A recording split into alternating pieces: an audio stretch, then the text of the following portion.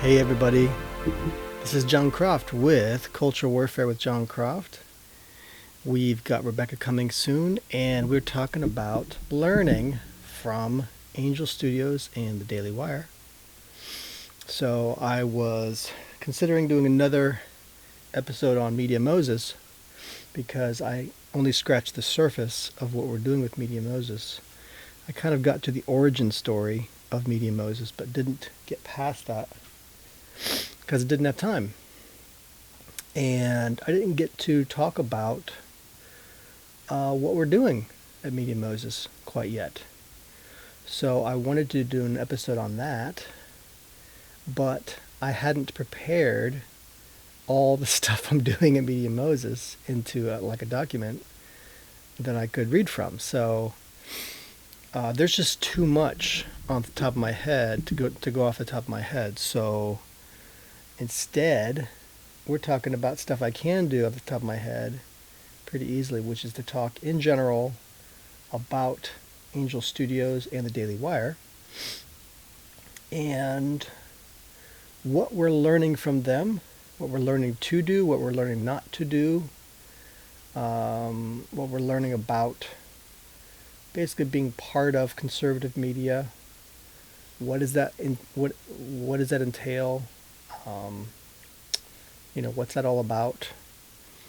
And so we at Media Moses and also here at Cultural Warfare, well, I don't want to lump myself into that. But what I do want to do is talk about how Media Moses relates to the Daily Wire and also how it relates to Angel Studios and other faith-based studios, other faith-based production companies. We are not, let me just say, Cultural Warfare with Jon Croft, we're not a political show. We don't get into politics. But a lot of people might listen to the show and say, oh, you're totally political. Well, that's because we think that culture and politics, while they don't mix, people mix them up all the time. So while culture and politics should not mix, we have to discuss it so that we can unmix them. We don't want them to be mixed, right? And this is actually the issue with the term cultural warfare or culture war, right? Culture comes from this political term about culture, which is to say, hey, we want to dominate and rule over culture. We want to tell you guys what culture should be about. We want to rule on that. We want to make laws, etc. We want to make it difficult for people that are in culture to act in a political way that we don't like. So we're going to try to dominate culture through politics. And we don't agree with that. We don't think that's a good idea. We think culture should be coming directly from society and from the people instead of from a government on high. So is Rebecca here? Looks like she's here. Oh, good.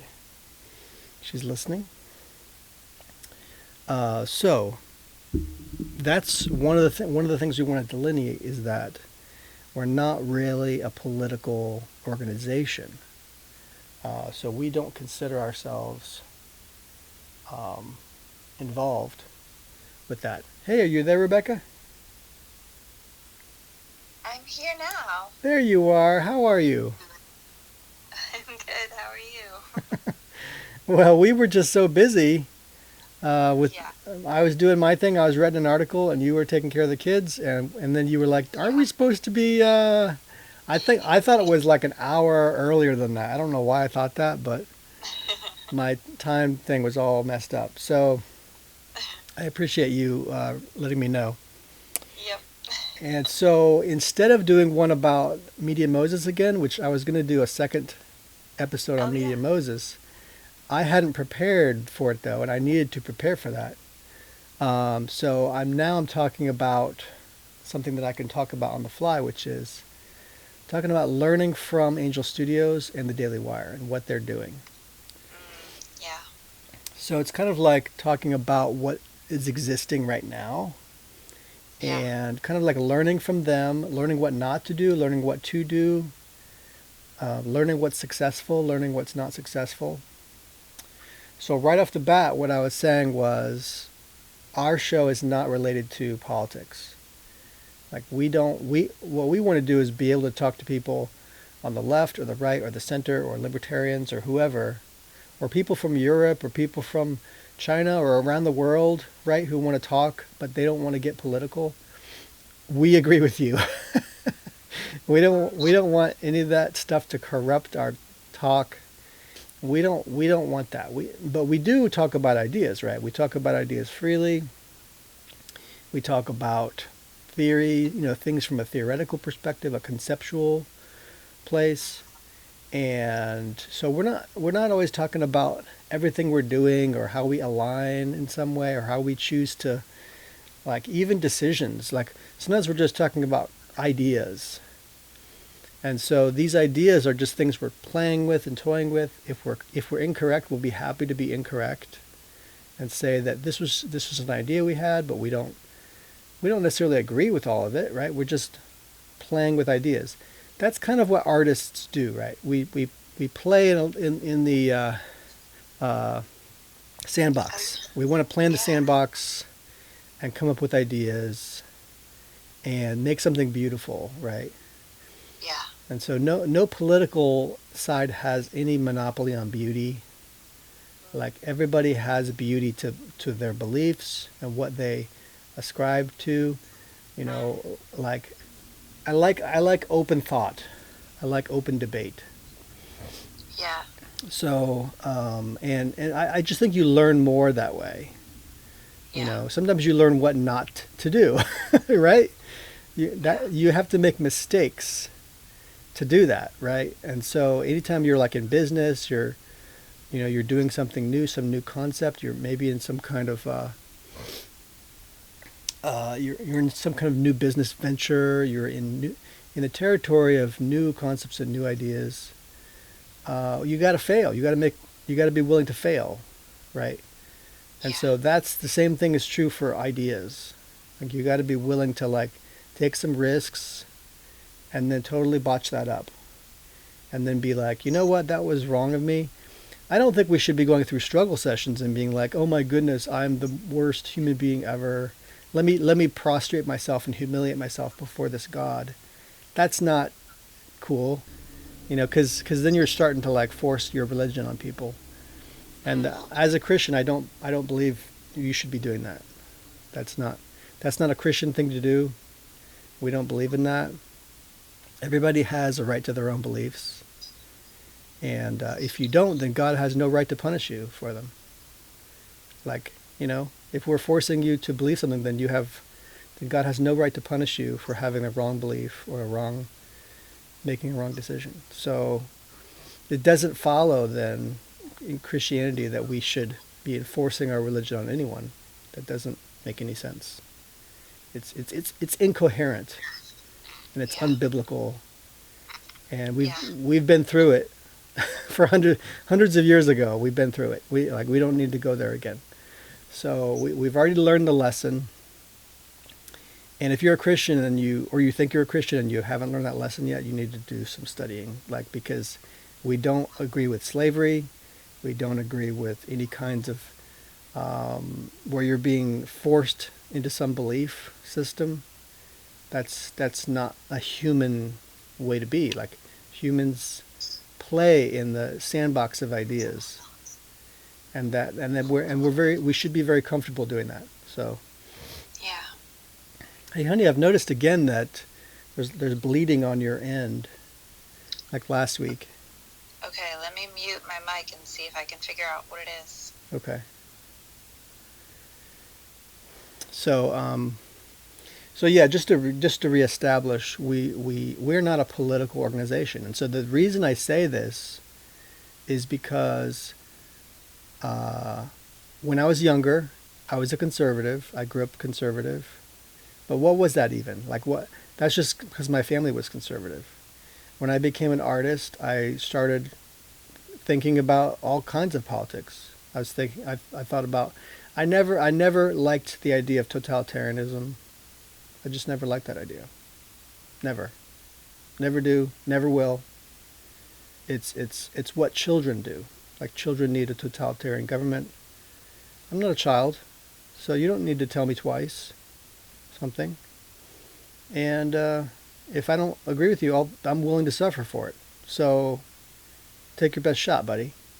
But like, I think it's far better to encourage a thinking populace, because that population is going to be far smarter, far more successful, far more add to your society more. Innovation comes through that. Innovation comes through business. Innovation comes through free thinking and intelligence. And totalitarianism encourages stupidity. It encourages people to stop thinking. Censorship also encourages stupidity. So it encourages you to stop speaking out loud, which changes your thinking. So if you don't know, if you've noticed that when your teacher tells you to stop, you know, saying certain things in class because it's offensive, it actually changes your thinking. Like, oh, that's offensive. Well, what if you didn't think that before? So, and now the only reason you're thinking it is because you care about someone, but but maybe they shouldn't get offended at something. Like, did you think about that? So, when you think about these things a little bit more, you think censorship is just trying to change the culture of a people. Really, that's essentially what censorship is. It's at its most foundational levels, which is your language. It changes your thinking. So, and yes, of course, tons of researches have been done on this. I didn't just come up with this out of the blue. So, my belief comes from primarily my faith. And so for many years, I was into I wouldn't call it liberalism. It was more like libertarian thinking. I guess you could call it classical liberalism, which is about freedom and about American freedom. So this comes from that era that America was born in. And we didn't, the people who founded America weren't oppressed by atheists. They were oppressed by fellow religious people.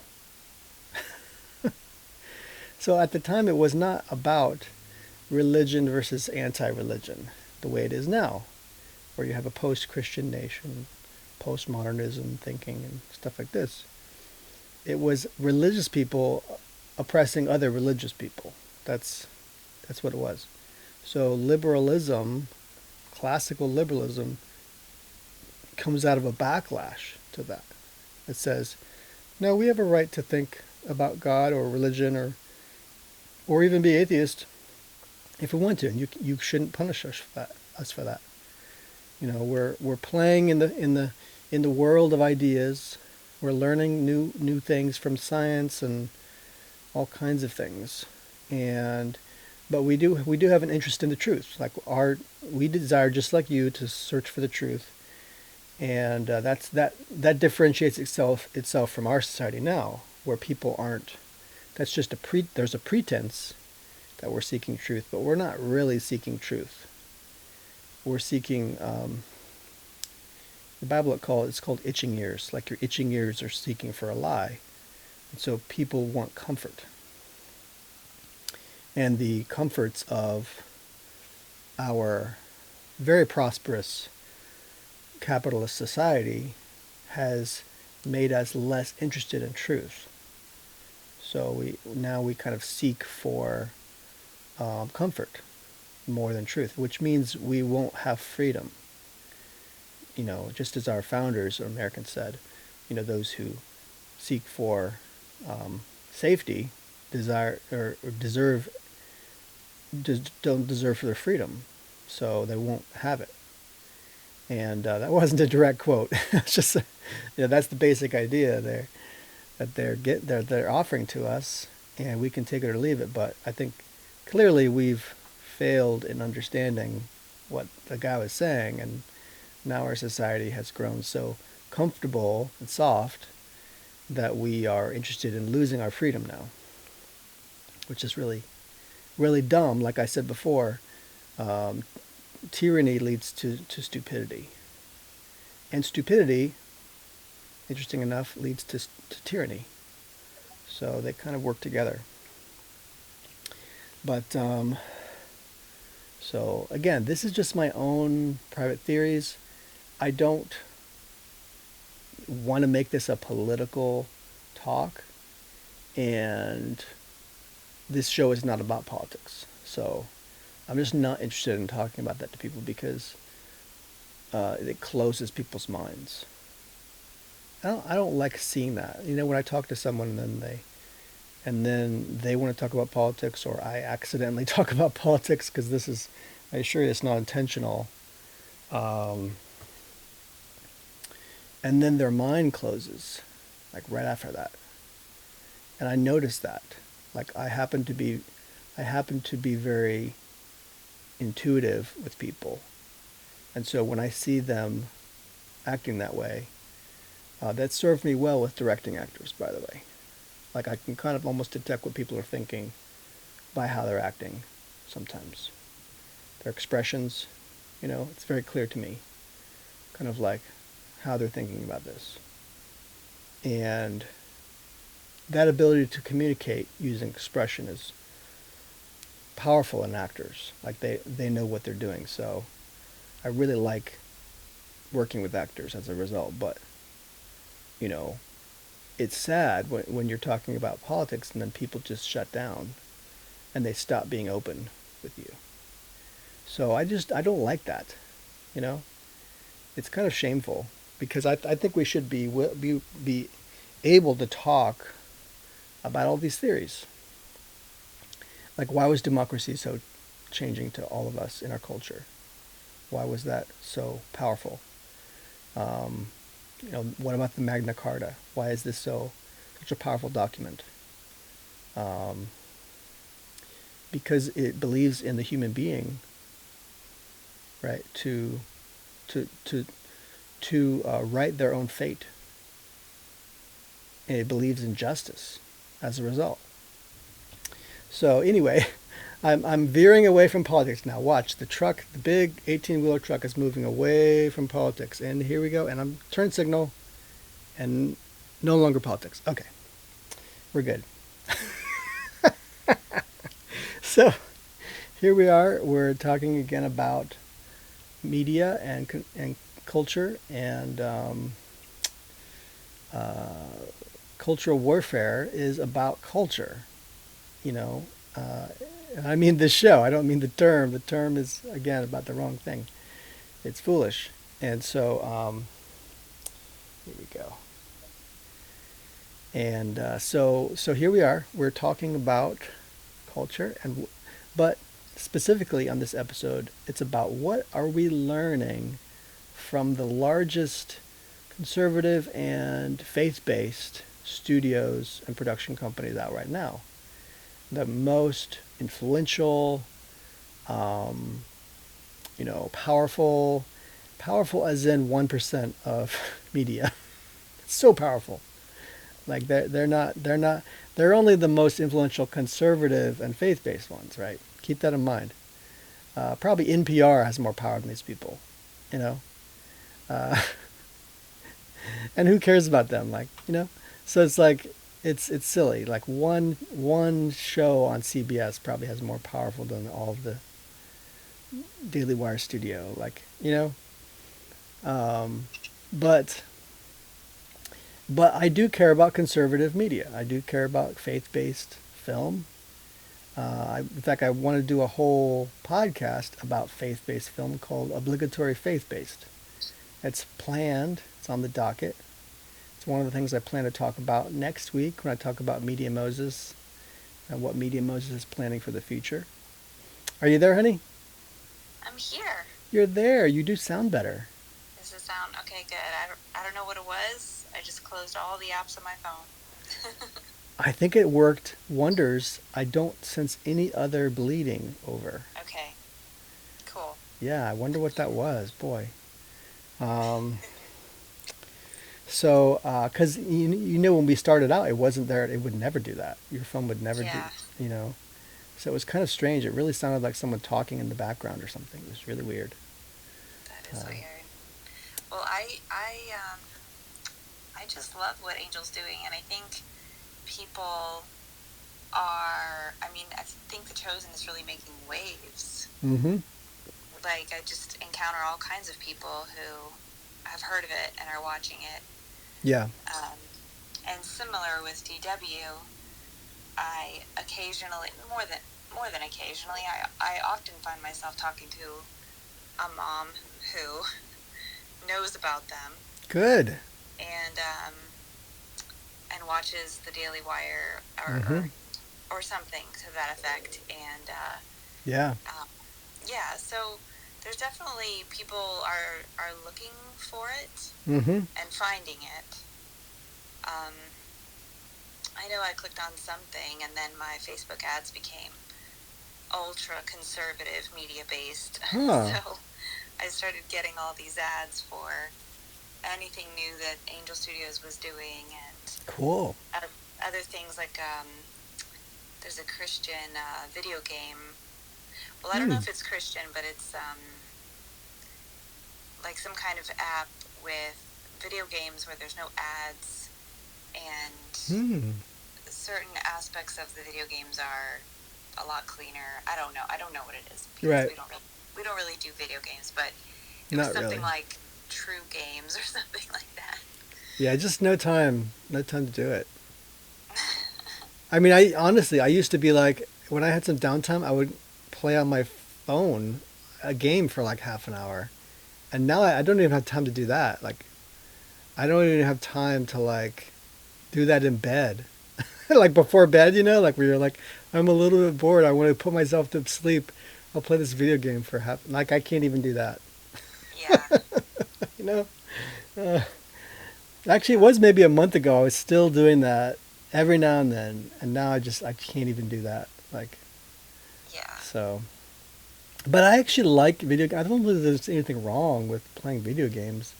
I mean, of course, I don't want my kids to do it now because we're homeschooling, and it's good to like maintain a certain attitude and discipline in your home when you're homeschooling.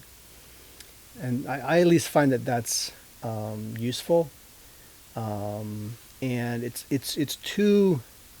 It's like you're just opening Pandora's box a little too much when you allow too much small device like iPhone or iPad use. Like I just think that's. I don't think it's healthy for kids' brains. Like I just don't. I don't believe that. yeah, Who are a lot of the people that don't allow their kid to use an iPad? People who work at Apple. Like these billionaires and millionaires that are tech people. They don't let their kids on. They know the power of them. Like they know it changes the way kids think. So it's like I don't. I'm not interested in that. yeah, I mean, I'm not going to say cold turkey no, not whatsoever, because I think that they're still useful tools for for education. Um, and I think that when they become like teenagers and stuff, it's like yeah, a little bit of that maybe, but like social media, no, and too much like just watching stuff, no, just internet, whatever, no. It's just not. It used to be like a useful tool in so many ways, and now it just seems like it's abusive for kids. yeah, So why would I allow that to touch my children? You know. But yeah, I appreciate your opinion on that. Like, and I didn't know that you were getting ads and stuff like that. Um, I do too. When I'm on there. Um, and I'm actually like open to like if we start making projects like films and such. I'm open to maybe one day trying to develop a video game because I right, I know that it's like it makes you think differently about storytelling, in my view. Yeah. And so I think that that's really interesting. Um, and so if I ever did play in that little playground of storytelling through video game, I already have two or three ideas. One of them is called Monolith, and the other is called The Confessor. And the Confessor actually comes from your movie years Yeah. ago. And Yeah. I asked you if I could develop it, Yeah. develop on it, and you said yes. And so I started like kind of playing with in that world, Yeah. you know, and I wrote some additional stuff, and now it's like a universe in which it's very much like Fahrenheit 451, where there's a lot Yeah. of censorship of the Bible and of old religious documents. It's not just Christianity, it's like censorship of all ancient religions and anything of the ancient world. And so I kind of added that to it, where it was like not specifically anti-Christian, it was more like anti-ancient world, religion, society, like all the ancient history, they just what got rid of. Um, and so there's a particular leader who they actually call themselves priests, but they're priests of the state basically. Yeah. And I thought I would have one of the priests who oversees an excavation and actually keeps some stuff to himself, and that becomes how they kind of save one manuscript of the Bible.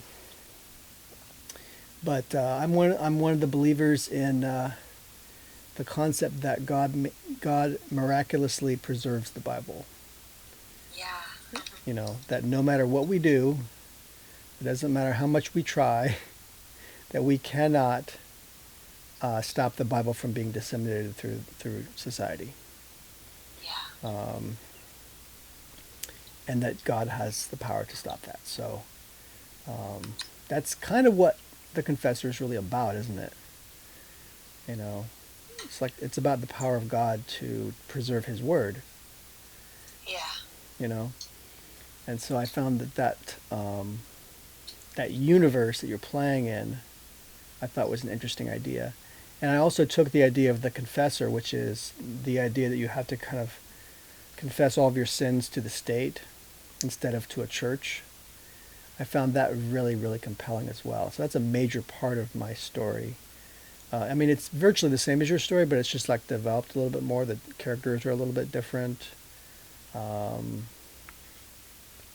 and there's a little bit more like about this priest and how he's kind of like hiding this manuscript, and he also saves this girl who's one of these people uh, who are curious to learn about ancient stuff. So he kind of helps her to survive from away from the government. So he's kind of like serves as her protector, or champion in a way.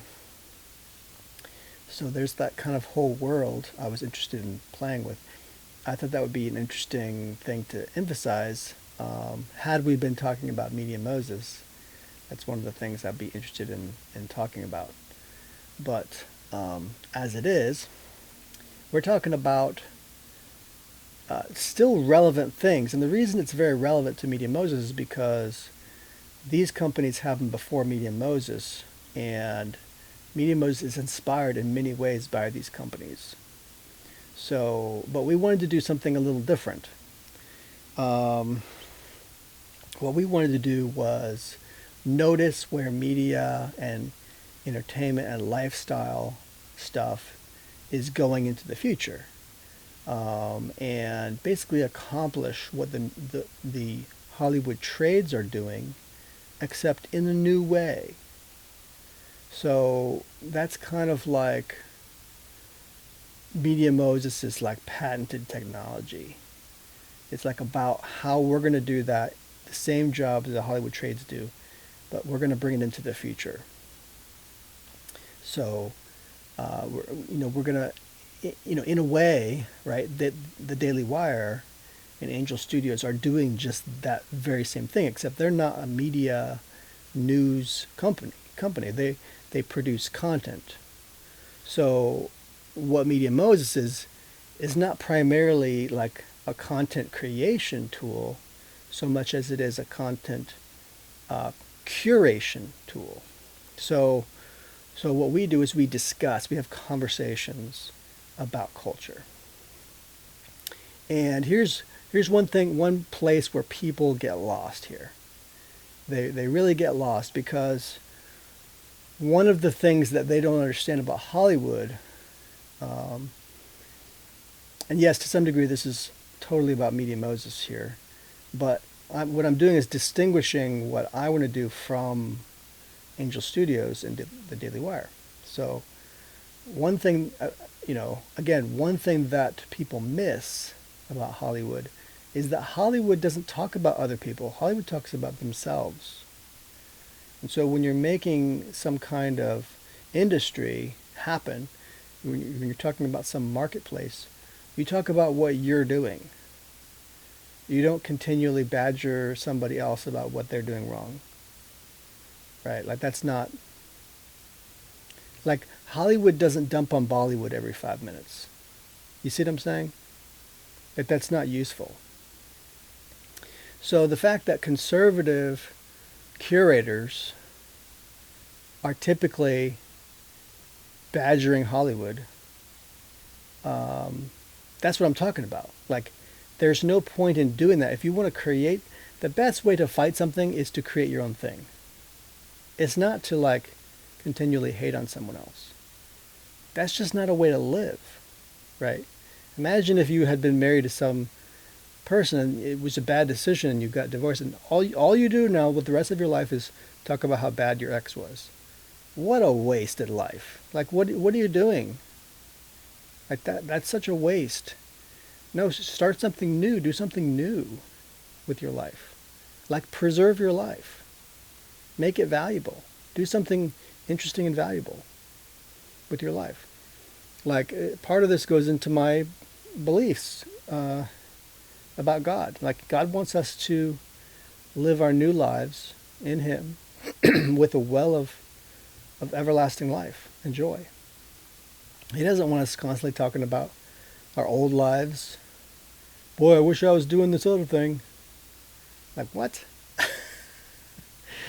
I mean, stop letting someone live rent-free in your head. Like that's what you're doing. So no, do something new. If you got nothing new going on, bro, like you don't know how to live. You got to transcend the past. So the only way you can do that is learn what is good, right? So you've got an ex, right? You got your ex-wife or your ex-husband, and you're talking about how bad they are. Okay, well, that's nice. Let's get over that, right? But then how do you know if they're bad people? How do you really know that? Like they oppose you, like they did something that you didn't like. Maybe you're the bad person. So how are you going to know that? Well, the way you know it is by knowing what is good, right? And then whatever is not that is not good, is bad, okay? So that's the only way this works. The only way this works, because it's too specific on one side. Good is very specific. Like people think of it like evil is very specific. It's actually not. It's actually just kind of whatever, right? A lot of people think of it, the Gnostic thinkers, I talk about Gnosticism. Gnostic thinkers, they think of it as chaos, right? The Demigorgon, right? Chaos. Well, chaos is just like whatever is not order. That's all it is, right? It's a lack of order. So, order, plans, a structure, discipline, like right and wrong, right? And so that's good versus evil. So if you think that you've got a new film movement, you think you can do something in culture, like you think what you got going is better than them, prove it. You got to prove it. If you can't, if you don't have a better vision, what are you doing? You're no better than they are. Like you're just bitter, right? You're being bitter about how these people wronged you. And that's true, they did wrong you. That's wrong. But the only way you're not going to do what they did, because otherwise they own you, right? They own you. They taught you how to be. And all you know is how to be bad, just like them. No, this is all just the truth. Like it's all just how people are constructed. It's how we think, right? It's how human beings are. If you get brought up by an abuser, you become an abuser. That's just how things go. Unless what? You get a new daddy. And that new daddy is good. And he teaches you how to be a good father. He teaches you what good fatherhood looks like. So this is goodness. If you don't have something to replace the badness and the evil with, you're just going to be like them. You don't have any other model to learn from. So all we've got right now is what we know of Hollywood, right? We know what Hollywood is, and many of us don't like it. But that's not enough, right? It's not enough to just not like something. You got to come up with something better. So how are you going to do that unless you're grounded on principles? Principles are what ground you into what is good and not so good, right? This wasn't a good idea. This wasn't just. This wasn't fair. This wasn't loving. This wasn't smart, right? 2 plus 2 does not equal like 14 or something, okay? That's chaos. 2 plus 2 equals 4. That's very specific. And there's no other answer, okay? So you need to be grounded in what is good. And I'm sorry to say, but conservatism without a faith-based grounding, it's well wishes, my friend. It's not based on anything real. It's smoke. It's the idea that something bad back in the past was far better. Nonsense. Like, read some history. So the truth is, conservatism is supposed to be based in values, right? And your values, there's no monopoly on values in the past. It could be current. So true conservatism, in my view, has to be based in some kind of religious values, right? And when they're not, then you're just like, we really hope this is a really nice thing to do. But we don't know. You eventually just do what favors you and your side. You end up being tribalistic. That side, I don't like that side over there. We're going to go to war with them. Why? Because, I don't know, they put their pants on differently. Actually, they don't. Be quiet, you. They do, because they live over there. They're weird people. Like, what? It's not based on any values. It's not based on what's right or wrong. It's not based on good or evil. No, it's unjust. So you have to have some foundation in what is just, which is based in truth. Did this person really commit this crime or not? If you don't know that, it's not just to send them to prison. This is so foundational to our society, and people don't get it. So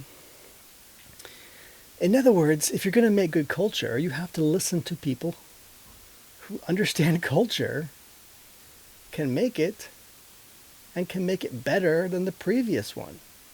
And if they can't, don't listen to them. They don't have answers for you. So, we Christians, the church, right, has to do a better job at this. Because frankly, I think conservatives they don't necessarily have a faith-based grounding. They are a product of our society, including Hollywood.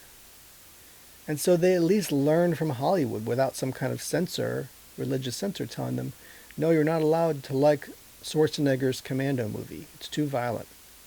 They don't have that, right?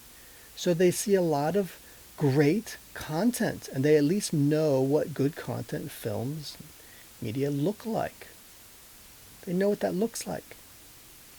So like the Daily Wire, they have actually some high quality content.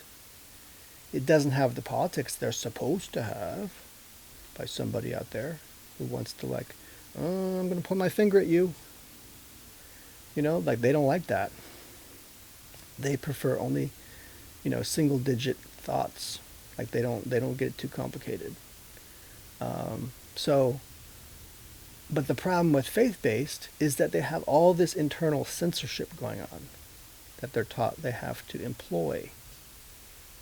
Right? Otherwise, they're this impure, person who's being influenced by the world and the world's worldview and the world's thinking.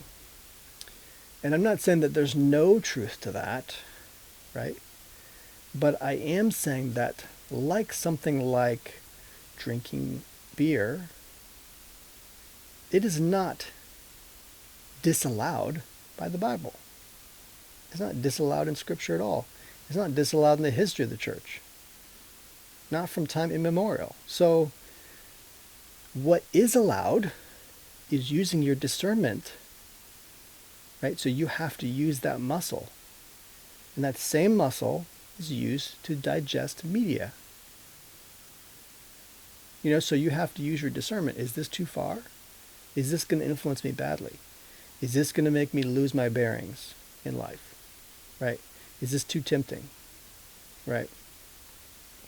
You have to have enough of a self-conscience and care about the right thing to say, I can't go farther than this.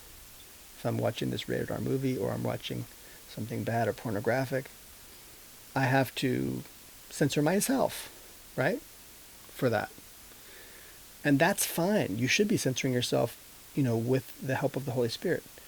But often churches want to get involved and say, no, you're not allowed to do that. You shouldn't be watching rated R movies, right? And so people that the Holy Spirit is talking to and saying, you're learning from this, and I want you to learn from this. And then they feel divided between what their church says or what their parents say and what God says.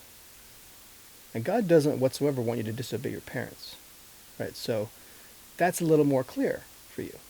But when it's what your church says, sometimes it can be a little bit hazy there because you don't want to feel like a heel at your church, but sometimes your church can be a little bit puritanical, is the word, right?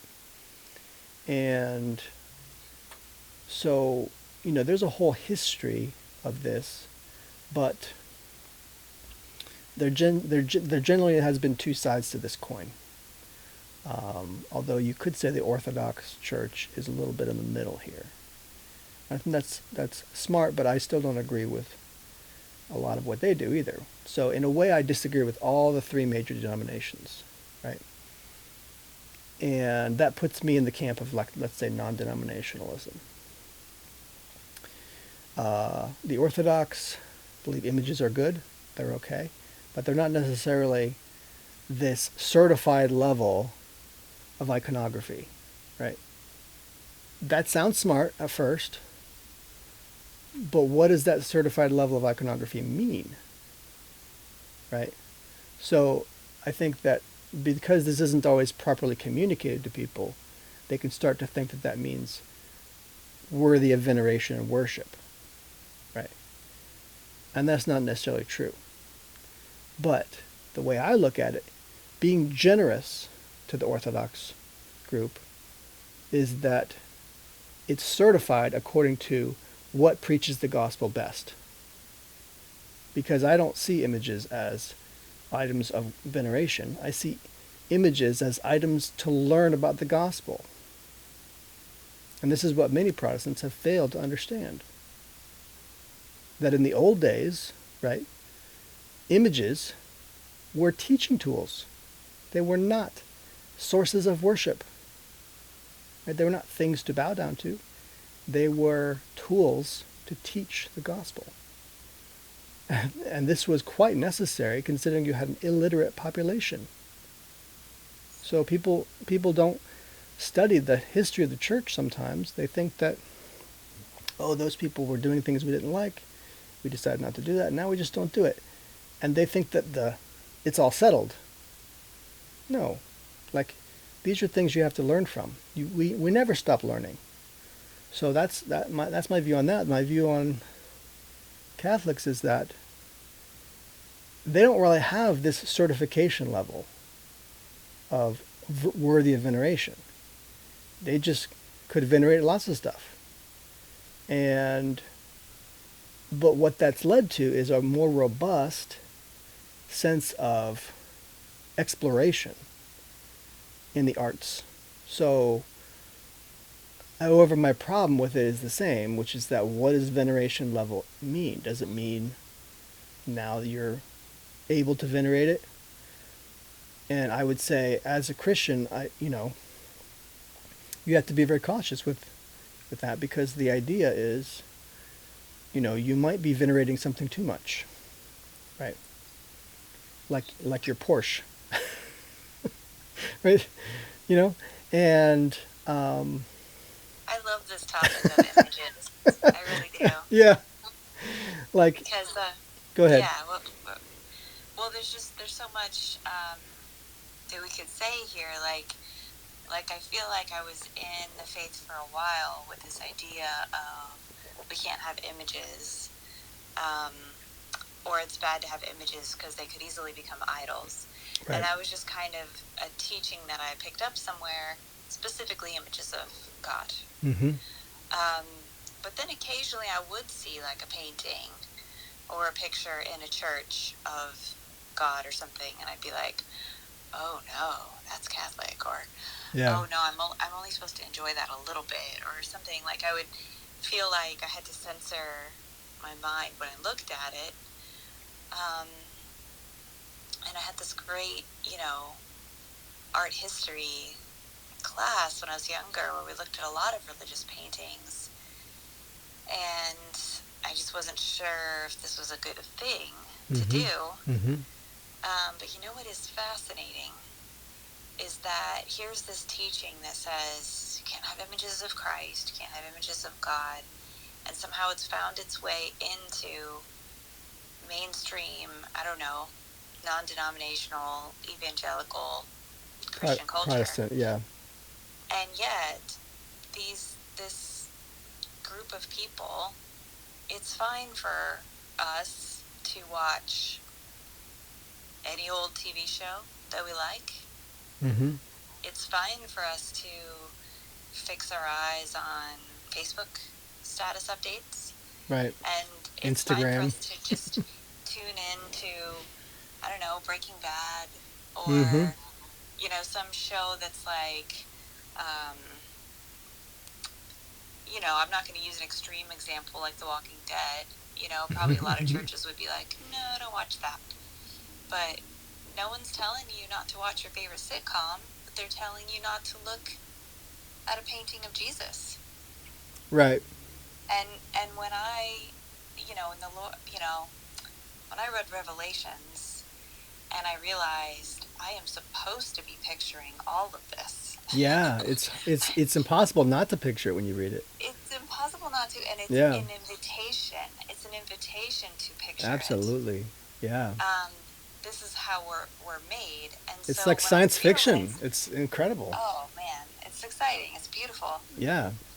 When I realized that this is what we were made for, and I felt so much freedom in this, and I began to just really enjoy picturing all of this stuff.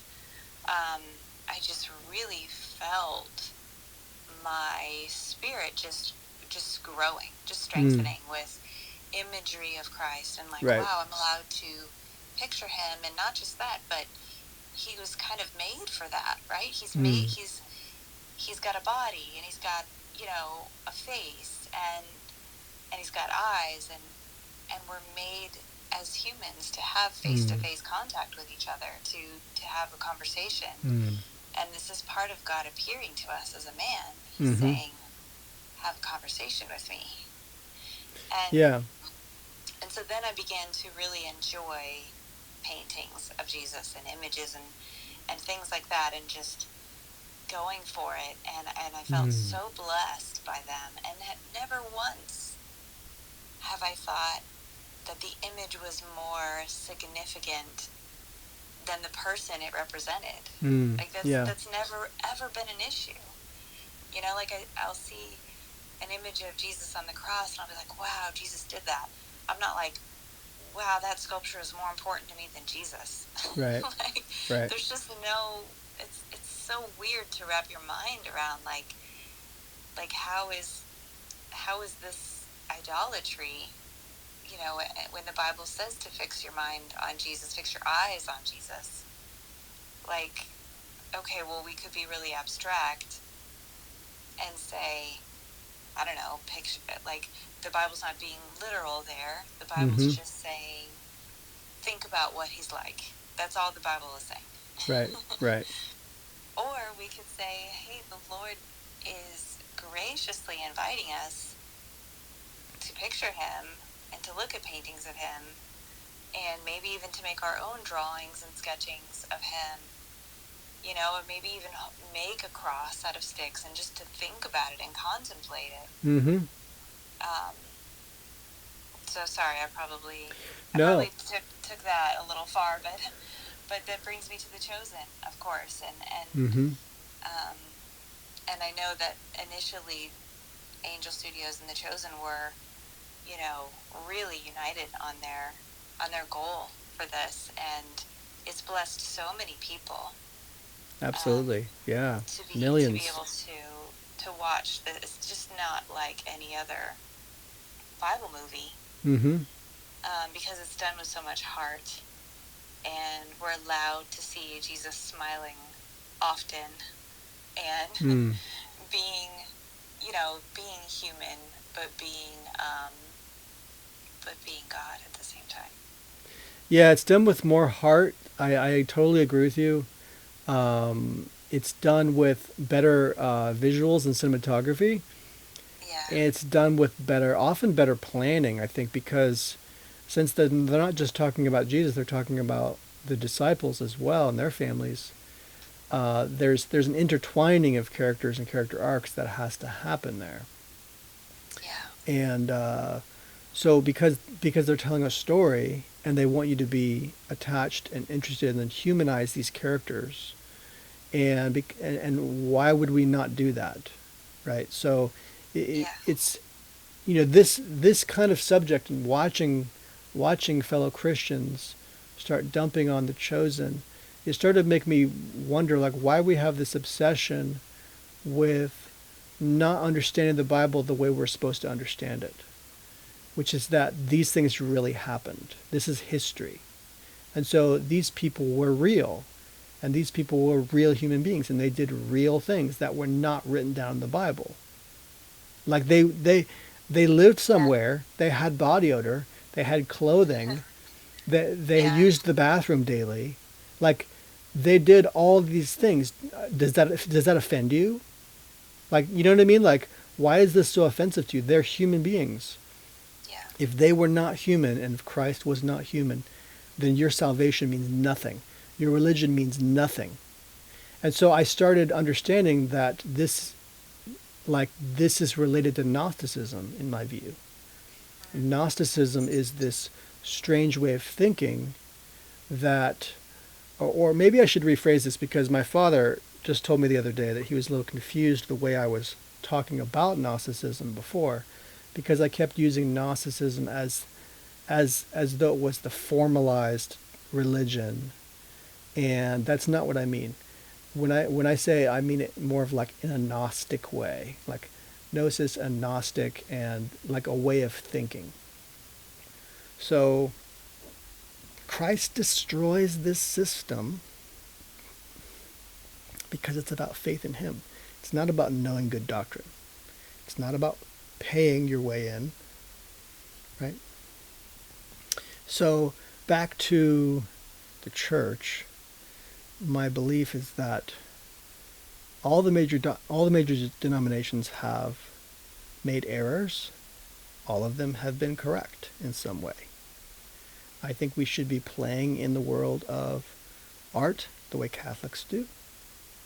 I think we should use images for the gospel like Orthodox do.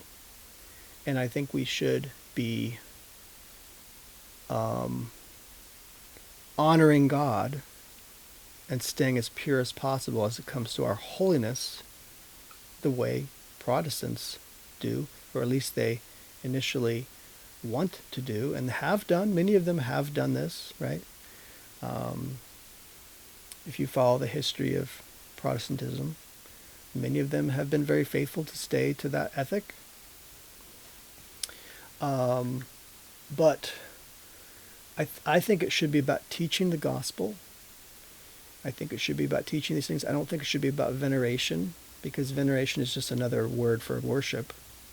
And I do think that, while these images are glorious and beautiful, that doesn't mean that the creation, which is also glorious and beautiful because it comes from God, is worthy of worship. It's just not. So we have to make a distinction between even the imago Dei, right, the human being who's made in the image of God. We have to make a distinction between the created being and the creator. And this is a very worthy distinction to make, right? So this does not play into Gnostic thinking. Since God is a spirit, we might think it does.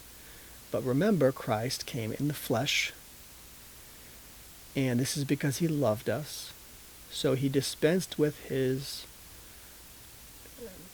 nature as a God in some ways, right? He humbled himself to become a man, and that was permanent.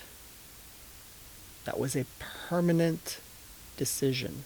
It was not, for 33 years, now I'm going to go back to being divine in heaven. Actually, no. He's still in a body. Obviously, he's divine. I don't mean he's not divine or in heaven. I mean that he didn't return to his previous state, right? He is still in a body, and we will worship him even though he's in a physical, fleshly body. And how do I know there's nothing wrong with this, to worship Christ in a physical body? Thomas, right, doubting Thomas, what did he say when Christ was like, believe after putting your finger in my hand and my side? Believe. And Thomas said, my Lord and my God. He worshipped him right there, physical, at that very moment, and he worshipped him.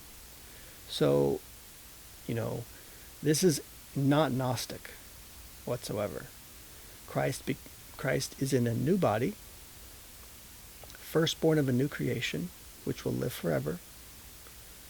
It's an eternal fleshly state. Okay? This is all right there in Scripture. He's in an eternal fleshly state. He will return in his same fleshly state as the angel said when he ascended. He certified it. He said, why are you looking up into heaven? This same Christ, who's in a physical state because Thomas touched him, right, and worshipped him, his same physical state is going to come down in like manner as you have seen him ascend. So do not give up the faith. This is the faith. This is the gospel. It's right here. Right there. In black and white. He's going to come back in physical state, and you will worship him in his physical body. Okay? And he's going to be right there, and you can touch his side like Thomas. So this is not Christianity. This has always been Christianity, right? So It's not Gnostic, friends. Okay? And yes, the Holy Spirit and God the Father are spirits, eternal spirits. And Christ has an eternal spirit, but he is in the flesh, my friends. He's preparing a place for us in the flesh. I mean, it's mind-blowing. So, Rebecca was talking about the chosen. You know, just because there's depictions made of something that happened in history does not mean you're supposed to believe that this is really Christ. That's never ever been the understanding of film, of art, of any of these things, which are depictions of other things, right? Sometimes copies, right? They're inspired by, you know. It doesn't mean you're supposed to worship them, you know. So just because we make things doesn't mean we're trying to make things you worship. We want things that are useful. We want things that teach. We want things that are beautiful, right? Just because you have a beautiful church does not mean you worship the church building. It's ridiculous. It's a practical thing that you use, and it has contained in it inspired beauty. And God has taught us to accept his inspiration he gives us to create things, right? Because we are little creators like God. We are sub-creators, as J.R.R. Tolkien liked to call us. We're sub-creators of God. He made us in his image, right? There's something of him, a divine spark in us. I'm not saying we're divine. No. I'm saying he made us like him. He made us in the image of God. He created us, right? And one of those things is that we have free will and we can create, right? But what do we always do? We create derivative works. We always create derivative works, right? This is me as an artist telling you that all artists borrow from each other, and this is not strange whatsoever. This is always how it's been, right? And a lot of the best art is borrowed straight from God. It's just straight from God. Straight from Jesus. He made the human body. The human body is probably the most beautiful piece of art ever created. Ever. So when you make a sculpture of a human body, you are doing a great compliment to the creator. You're saying, I find this to be beautiful and good. So it's a compliment to the other artists that you respect, which is Jesus. And we should be giving him that compliment. And we're learning from him, right? As artists learn from each other and they create derivative works of other artists, this is only a compliment to this other artist. You're paying them. And you're learning from them, right? So this is not some form of idolatry, right? To live in the image of God. So, my friend... Think about the temple, too. Oh, absolutely. The temple in Jerusalem was so beautiful. And that was all God's idea. Mm-hmm. I used to think that was just man's idea, to cover everything in gold but it's in there. It was all the instructions that God gave Moses on how to make the temple look. Yeah. Well, I know we've been talking about a lot of this stuff I've talked about in the past. Some of this stuff's new, but a lot of it I've talked about before, like Gnosticism, etc. So I want to get back to brass tacks here. What are we learning from Angel Studios, or what are we learning from the Daily Wire, and other conservative companies, other faith-based companies? Mostly these two, right? So these are the two most successful ones. And there are things that Angel Studios is doing that's totally novel and totally powerful. It's a powerful business model. in the film and entertainment industry, because it's made crowdfunding more mainstream. And in doing that, what they're doing is greenlighting projects from their fans, right? Not from some kind of executive or gatekeeper in Hollywood who's already lost millions of dollars for their company, but they don't care. So, because they're about this ideology. So, CEO thinks it's okay to lose millions of dollars. Like, okay, but these people are creating content for your kids, and they're seeing stuff that's just not healthy or good for them, and a lot of parents are not paying attention to all of this, which is which is sad, because the children are being left behind, and they're just being given a streaming service to watch, and this is just not good for them. So you have to be very active, but like even for yourself, even adults themselves watch stuff they probably shouldn't even be watching. Like, a lot of this stuff is bad for them. It's bad for their thinking. It presents philosophies that are harmful, like cheating in your marriage, or like killing and hurting people, and thinking you can get away with it and it's okay. Like, all there's just immoral concepts presented on the daily basis in Hollywood media. So I prefer the Bible's version of carnage. And what I'm saying is that plenty of bad things happen in the Bible, but there's a moral to it, right? There's a lesson to it.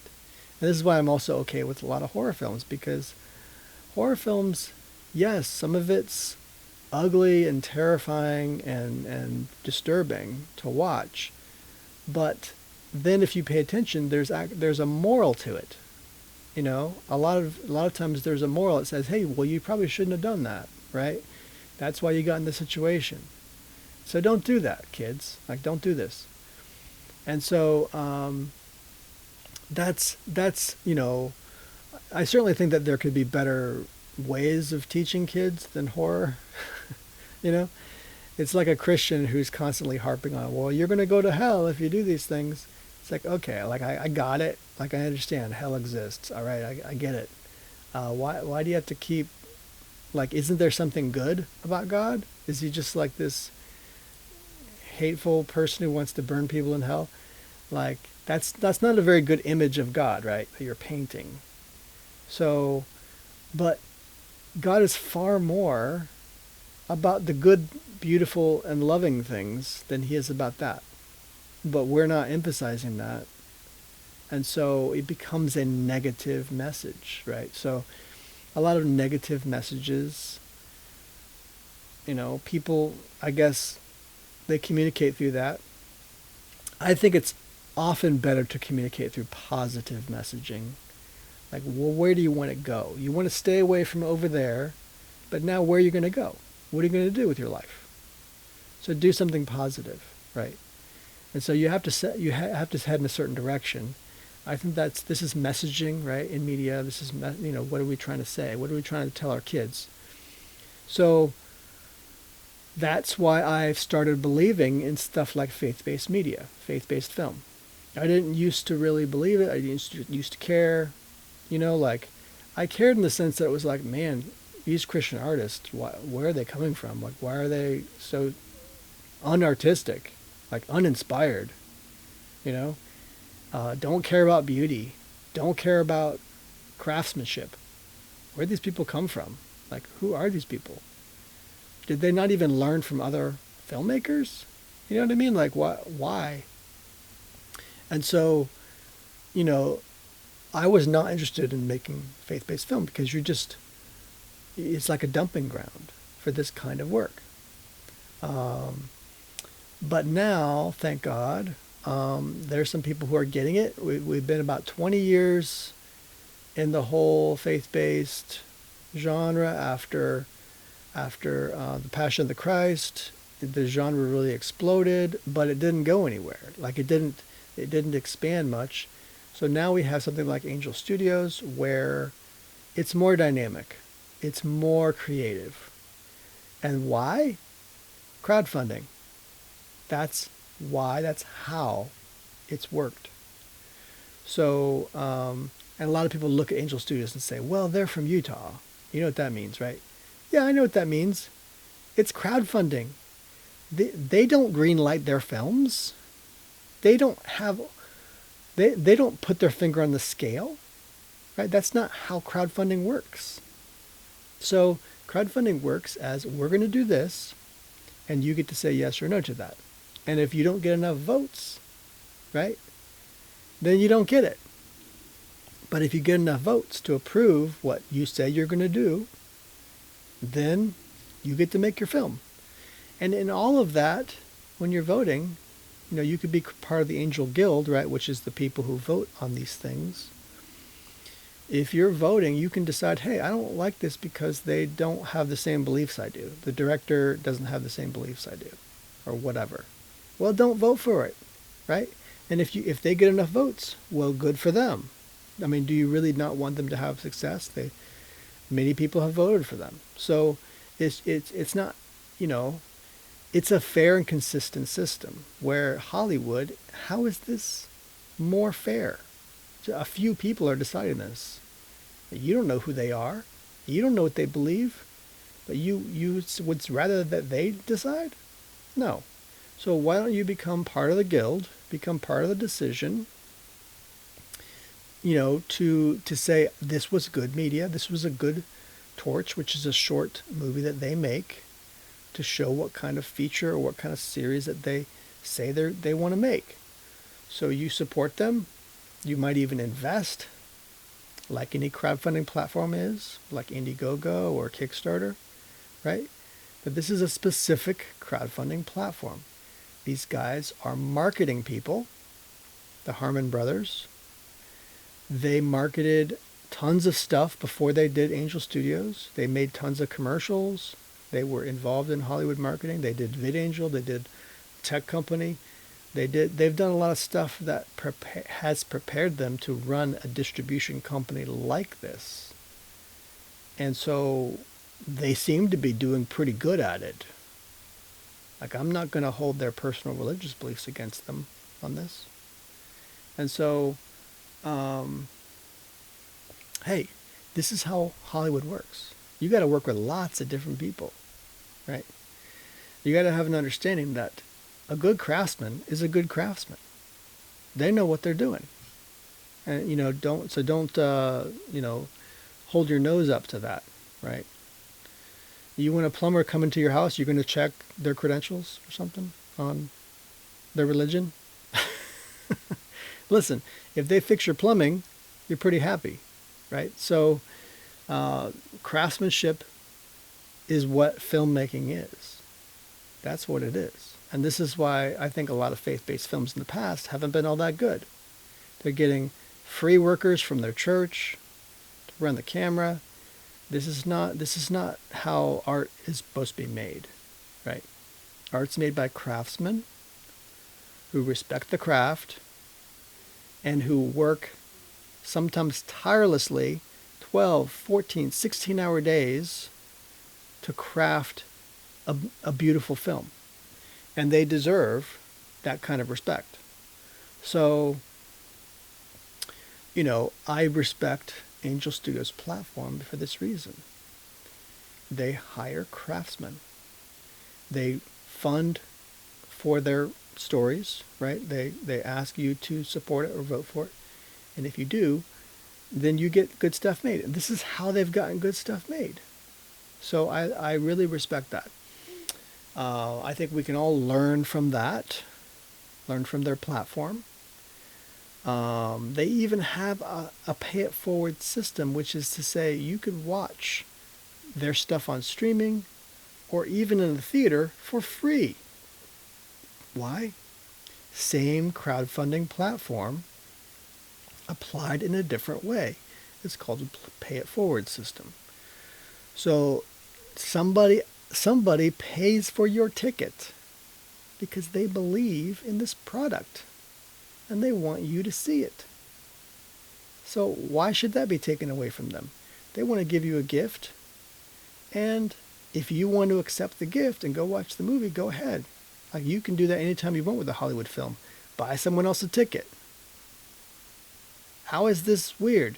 This has been going on from time immemorial. Gift them a movie or something. So this is not weird.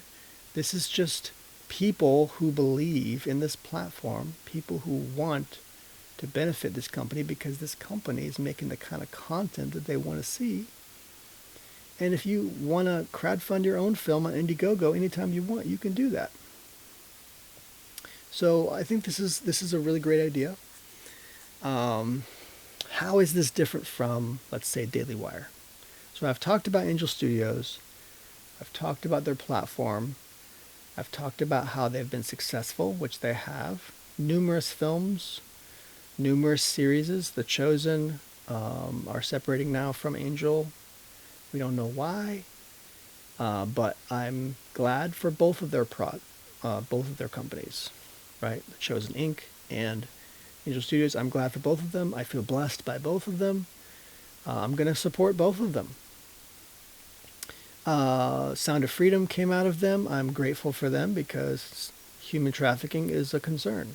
And I think that the more we can learn from it, the better. It didn't even have to be a good film for me to support that film.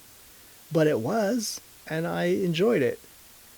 And I cried. I saw After Death. I cried at that movie too. Great film about after-death experiences. The only one I wasn't a fan of is Cabrini because it was a little too feminist in my view. But other than that, the cinematography was incredible. I mean, Alejandro Monteverde is an incredible filmmaker. He knows what he's doing. He cares about the visuals like a lot of people don't seem to do that, and he really cares about it, and I respect that deeply. But again, so that's Angel Studios.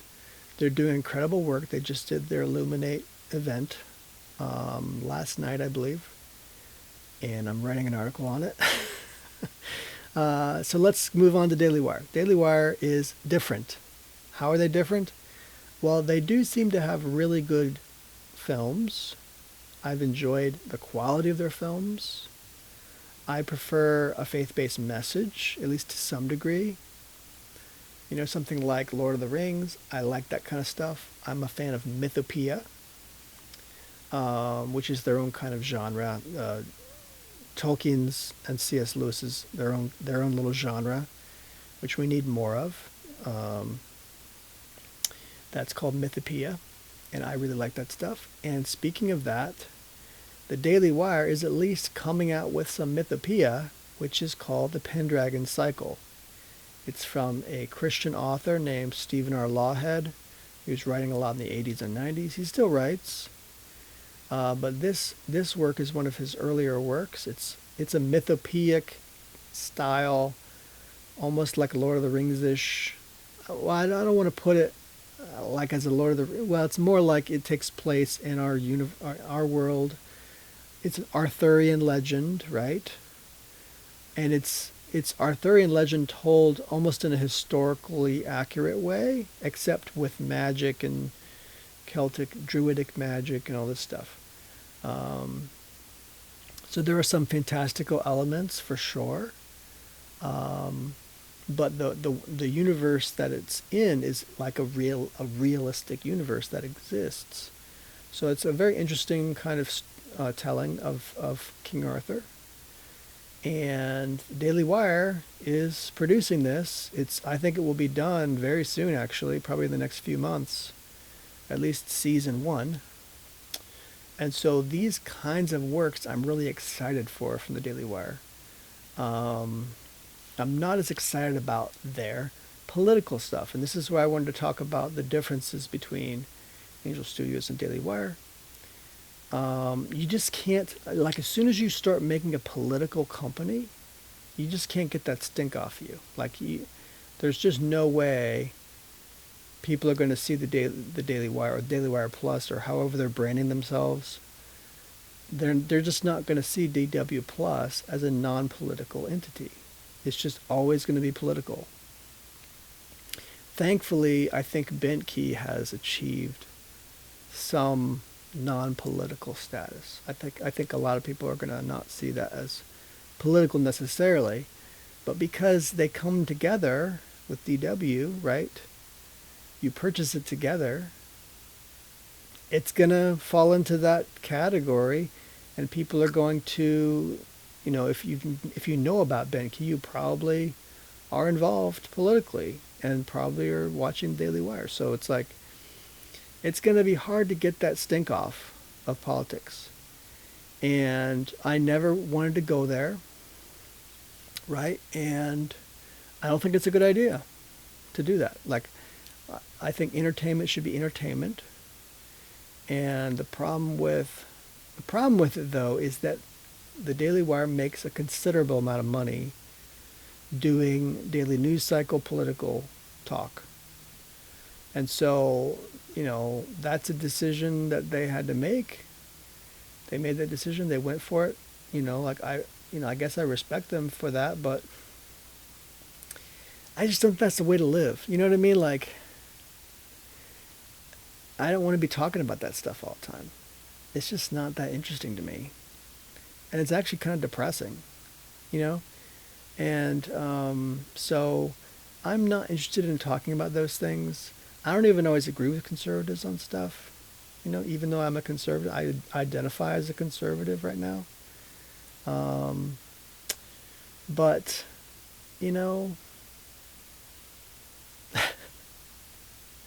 I'm not interested in talking politics on my show or on the Daily or on Media Moses. That's just not what we're about. We're about kind of like faith-based media and American media and kind of like American values. Like, we're values-based entertainment, right? And so a lot of it should be family. A lot of it should be, I'm not necessarily into kids content, but it's like, it should be kid friendly to some degree. But really it really is more like the Hollywood trades. And so you're going to have like high art. You're going to have, sure, there's going to be some commercialism in there. And some of that stuff's just not suitable for children. But what kind of culture are we trying to build anyway? So that to me is the focus here, is like building responsible culture. That's friendly to families, that's friendly to kind of the American way of thinking about life. Kind of classical liberalism,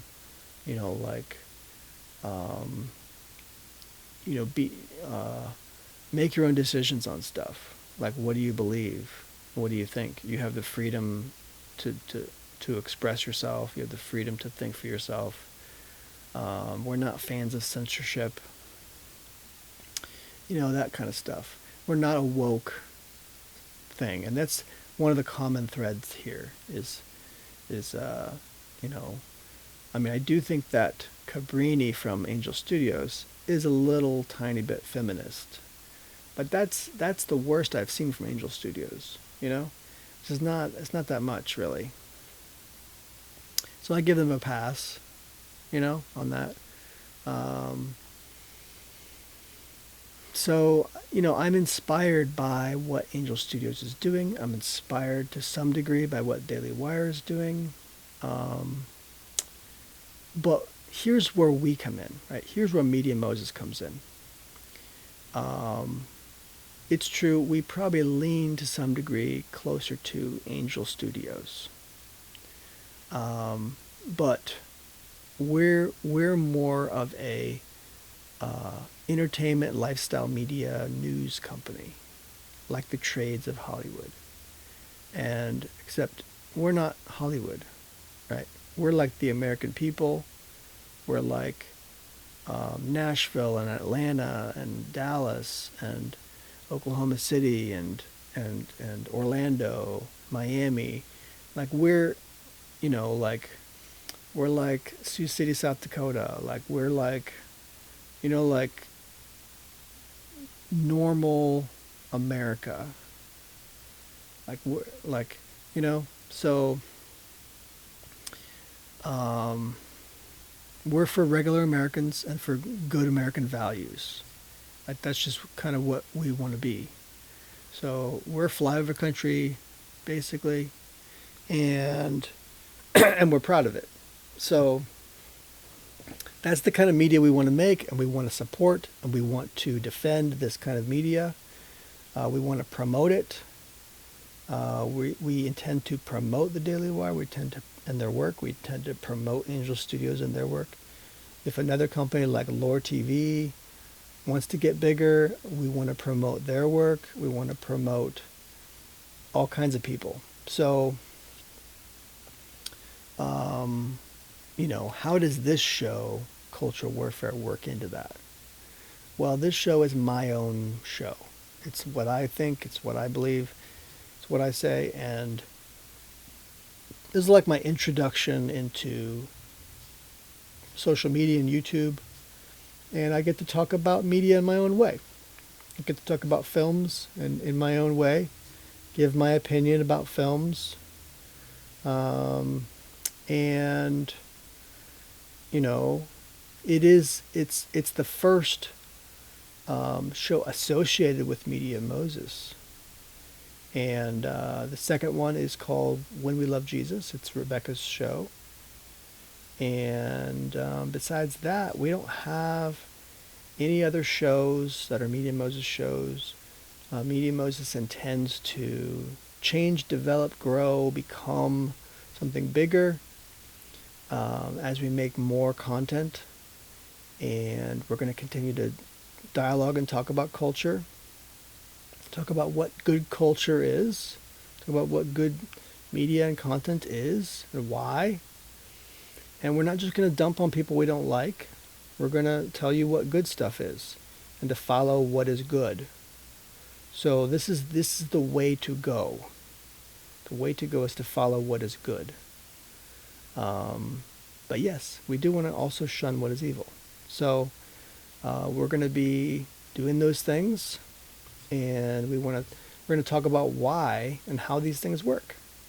So you don't have to be left in the dust wondering, why am I even doing this? No, we will tell you why we do these things. If you agree, you want to follow along, we're happy to have you. So we have films.